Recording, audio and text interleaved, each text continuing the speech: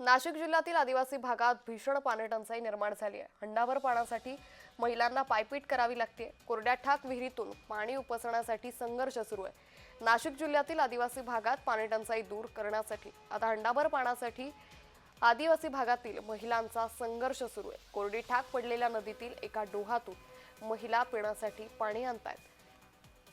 त्यामुळे एकीकडे नाशिकच्या पेठ तालुक्यातील डेरेपाडा या गावातील हे भीषण वास्तव समोर आले। तर अडचण अशीच आहे का पाण्याची परिस्थिती आमची फारच बिकट परिस्थिती आहे। विहिरीला 2 विहिरी आहेत ग्रामपंचायतच्या, पण त्या दोन्ही विहिरीला पाणी नाही। त्याच्यामुळं फेब्रुवारीपर्यंत जोपर्यंत नदी चालू राहते तोपर्यंत पाणी राहतं, पण फेब्रुवारी पासून मग आमचं पाण्याचं असेच हाल होतात। मग पाणी नसल्यामुळे हे डोहात जे साठ्याचं पाणी राहतं ते भरण्यासाठी मग ह्या महिला आपल्या पाण्यासाठी येतात।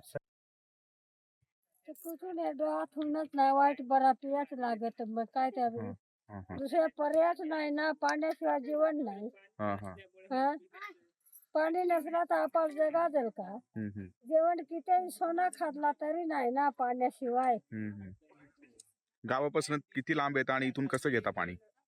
तर मग किती किलोमीटर असेल ते आता वजा वजा चढायचं मग काय।